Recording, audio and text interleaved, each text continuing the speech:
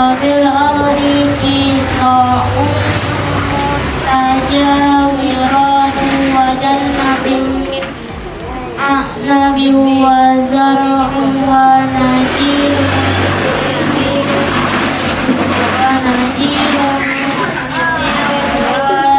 وغير صنوان بماء واحد ونفضل بعضها على بعض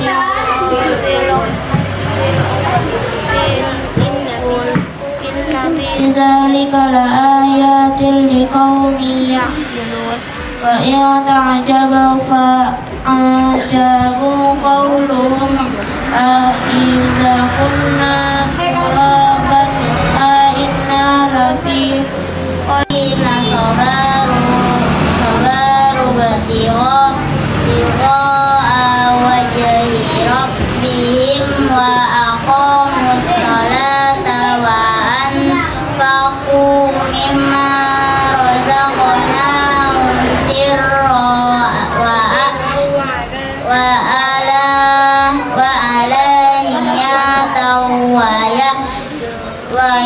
ويدرؤون بالحسنة السيئة.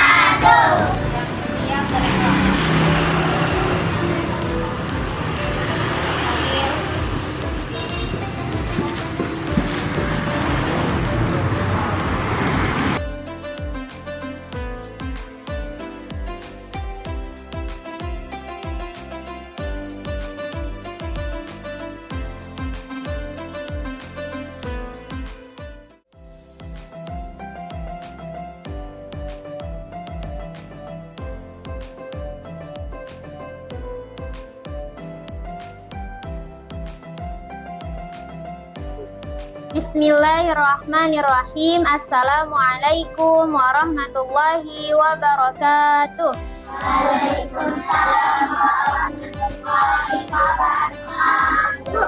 Alhamdulillahilladzi anzalas sakinata fi qulubil mu'minin liyazdadu imanan ma'a imanihim walillahi junudus samawati wal ardh wa kana Allahu aliman hakima. Syukur alhamdulillah, marilah sama-sama kita panjatkan kehadirat Allah Subhanahu wa Ta'ala yang telah memberikan kita begitu banyak nikmat, diantaranya nikmat iman, Islam, kesehatan, kesempatan, sehingga kita bisa berkumpul bersama di sini untuk mendengarkan sedikit tausiah dari Ustazah. Nah, selain nikmat kesempatan berkumpul di sini, yang harus kalian syukuri saat ini adalah Allah masih memberikan kita nikmat untuk merasakan indahnya bulan suci Ramadan. Karena banyak orang-orang di luar sana yang tahun kemarin mereka berangan-angan dan mereka beranggapan bahwa nanti tahun depan mereka bisa kembali berjumpa dengan bulan suci Ramadan. Tapi qadarullah, banyak orang-orang yang seperti Ustazah sebutkan tadi malah Allah panggil lebih dulu untuk berpulang ke rahmatullah, sehingga dia tidak bisa lagi berjumpa dengan bulan yang mulia, yakni bulan suci Ramadan. Jadi mumpung kita saat ini masih Allah berikan kesempatan, kesehatan untuk berada di dalam bulan suci Ramadan, makanya kita harus banyak-banyak bersyukur atas nikmat tersebut. Salawat berangkaikan salam, marilah sama-sama kita sanjungkan kepada junjungan alam, putra Abdullah, buah hati Aminah, yakni baginda Nabi besar Muhammad sallallahu alaihi wasallam, dengan lafaz Allahumma sholli ala sayyidina Muhammad wa ala ali sayyidina Muhammad. Mudah-mudahan dengan banyaknya kita bersalawat kepada baginda Nabi besar Muhammad sallallahu alaihi wasallam, kelak di hari yaumil akhir nanti, di mana semua umat Islam memohon syafaat, kita menjadi salah satu di antara banyaknya orang yang Rasulullah berikan syafaat. Siapa yang mau syafaat dari Rasulullah? Semua umat Islam pasti mau syafaat dari Rasulullah. Jadi salah satu jalan atau caranya semoga nanti kita mendapatkan syafaat itu selama di dunia kita harus banyak bersolawat. Nah, hari ini kita berkumpul di sini untuk mendengarkan kultum atau nasihat, tausiah, ceramah yang akan Ustazah sampaikan kepada kalian. Untuk tema yang akan disampaikan kali ini adalah hal-hal yang membatalkan puasa. Siapa yang puasa hari ini? Semua puasa? Kuat, masih kuat? Masih tahan? Ada yang udah lapar? Ada yang haus? Ya, kalau di jam-jam segini biasanya pasti haus, pasti lapar. Itu sudah menjadi hal yang maklum untuk orang-orang yang berpuasa. Jadi, sebelumnya udah tahu belum apa itu pengertian dari puasa? Ada yang tahu? Nah, puasa itu bisa diartikan sebagai menahan diri dari hal-hal yang membatalkan puasa. Apa sih hal-hal yang termasuk membatalkan puasa? Yang pertama, hal-hal yang membatalkan puasa adalah makan dan minum secara sengaja. Makan dan minum secara sengaja. Nah, banyak nih kita lihat seusia kalian atau kakak-kakak atau abang-abang yang umurnya di atas kalian yang saat ini meremehkan puasa. Gimana sih Ustazah maksudnya meremehkan puasa? Mereka menganggap bahwa puasa di bulan Ramadan itu biasa-biasa saja, sehingga banyak di luar sana yang mokel. Tahu mokel? Budi, buka diam. Dia beranggapan bahwa tidak ada seorang pun yang melihat perbuatannya tersebut. Padahal Allah Subhanahu wa Ta'ala Maha melihat dimanapun dan kapanpun kita berada. Jadi, batal nggak kalau budi? Batal nggak kalau mokel? Jawabannya adalah batal. Karena makan atau minum secara sengaja. Karena hal-hal yang membatalkan puasa yang pertama adalah makan dan minum secara sengaja. Kalau kalian berpuasa di siang hari, kemudian kalian tiba-tiba lapar dan bersembunyi dari orang tua ataupun orang-orang sekitar kalian, tiba-tiba makan risol di kamar, itu batal. Karena kalian sadar, kalian sengaja makan itu, maka membatalkan puasa. Yang kedua adalah berobat. Nah, maksud berobat ini disuntik. Nah, kalau misalnya kita lagi sakit, kita sedang berpuasa, kemudian kita berobat nih ke dokter, dan dokter menganjurkan kita untuk disuntik. Apakah dengan disuntik itu kita batal puasa? Jawabannya adalah batal. Karena memasukkan sesuatu ke dalam tubuh. Baik itu melalui mulut ataupun lubang-lubang yang lainnya. Dan termasuk adalah disuntik. Kalian tahu disuntik kan? Nah, itu membatalkan puasa. Jadi kalau misalnya kalian sakit, nah dalam Islam itu juga sangat mudah dalam mengerjakan amalan-amalan, termasuk juga dalam berpuasa. Orang yang sakit tidak diwajibkan untuk berpuasa, walaupun itu bulan Ramadan. Jadi pastikan bahwa diri itu sehat, sehingga bisa menjalankan puasa dari pagi sampai waktunya berbuka. Nah, selain disuntik, kemudian makan dan minum, ada satu lagi yang biasa kita dengar kata-katanya, yaitu muntah dengan sengaja.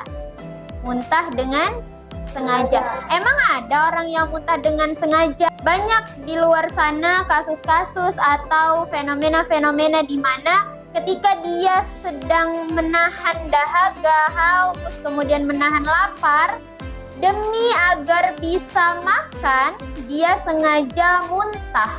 Bagaimanapun caranya, entah dimasukkannya tangannya ke dalam mulutnya, atau sengaja dia berdiri di depan kipas angin sehingga dia gembung perutnya masuk angin kemudian muntah. Nah, muntah itu membatalkan puasa. Jadi untuk anak-anak ustazah, setelah apa yang ustazah sampaikan tadi, seperti makan dan minum dengan sengaja, disuntik, kemudian muntah dengan sengaja, jangan lagi dilakukan. Karena kita umat Islam seharusnya bersyukur bahwa Allah masih memberikan kita kesempatan untuk berpuasa di bulan yang mulia ini. Nah, dari penyampaian ustazah tadi, ada nggak dari anak-anak ustazah yang ingin bertanya? Oke, Dafa, apa pertanyaannya Dafa? Ustazah, kalau misalnya kita kan berkumur-kumur, tapi airnya tiba-tiba tertelan, batal nggak? Nah, berkumur-kumur ini ketika berwudu. Ya, nah jadi kalau misalnya tidak sengaja, tadi kan ustazah ada sebutkan kan, makan dengan sengaja, muntah dengan sengaja. Kalau misalnya kita berkumur-kumur, berwudu, kan ada tuh kumur-kumur dan memasukkan air ke dalam hidung, dan tidak sengaja tertelan, maka dia tidak batal. Tapi dengan catatan tidak sengaja. Tapi alangkah lebih baiknya kita hindari dulu kalau di siang hari. Misalnya sholat zuhur, sholat asar, itu kan rawan-rawannya haus, ya kan? Asar lagi, udah panas-panasnya hari, lagi pengen-pengennya minum. Wudu, kumur-kumur, nggak sengaja tertelan, memang nggak batal, tapi bisa jatuh menjadi makruh. Nah, jadi kayak mana caranya ustazah? Kalau misalnya ditinggalkan kumur-kumur untuk sholat zuhur dan asar nggak apa-apa? Nggak apa-apa. Karena kalau nanti nggak sengaja tertelan memang nggak batal, tapi pahalanya sedikit berkurang. Nanti aja selesai sholat maghrib, atau mau sholat isya, atau subuh, nah itu baru kumur-kumur dan masukkan air ke dalam itu. Jadi kalau untuk asar dan untuk zuhur dihindari dulu, tidak apa-apa, agar lebih aman. Ada lagi pertanyaannya? Iya. Ustazah, kalau kita nangis sedangkan kita lagi puasa, apakah batal? Kalau kita nangis sedangkan kita lagi berpuasa, apakah batal? Kira-kira batal nggak? Nah, tergantung lagi. Tadi kan ustazah sebutkan, contohnya itu muntah dengan sengaja. Kalau kita nangis, itu air mata keluar dari mata jatuh ke pipi, bukan jatuh ke mulut. Tapi kalau misalnya kalian nangis, kemudian kalian sengaja mencicipi air mata kalian, kayak mana ustazah sengaja mencicipi air mata? Karena kan kadang dia mau lewat-lewat sini kan. Nah nanti misalnya Keisha, kayak mana ya rasa air mata? Gila dikit. Nah dirasa-rasanya gitu, itu batal. Tapi kalau misalnya lah nangis tiba-tiba masuk ke mulut, nggak batal. Tapi janganlah ditelan, langsung dikeluarkan. Lagian ngapain sih nangis di bulan Ramadan? Apa sih yang mau kalian tangisin? Nggak dikasih duit sama orang tua? Ayo. Jadi kalau nangis selama tidak tertelan air matanya dengan sengaja, maka tidak membatalkan puasa. Oke, ada lagi yang mau nanya? Tidak ada ya? Mungkin mungkin pertemuan kita cukup sampai di sini aja. Insya Allah bertemu di lain waktu bersama ustazah atau ustazah-ustazah yang lain. Kita baca doa kafaratul majelis dulu, angkat tangannya. Bismillahirrahmanirrahim. Subhanakallahumma wa bihamdika asyhadu an la ilaha illa anta astaghfiruka wa atubu ilaik. Mudah-mudahan perkumpulan kita hari ini menjadi salah satu alasan Allah mengumpulkan nanti kita bersama di surga. Ustazah tutup. Wassalamualaikum warahmatullahi wabarakatuh. Waalaikumsalam warahmatullahi wabarakatuh.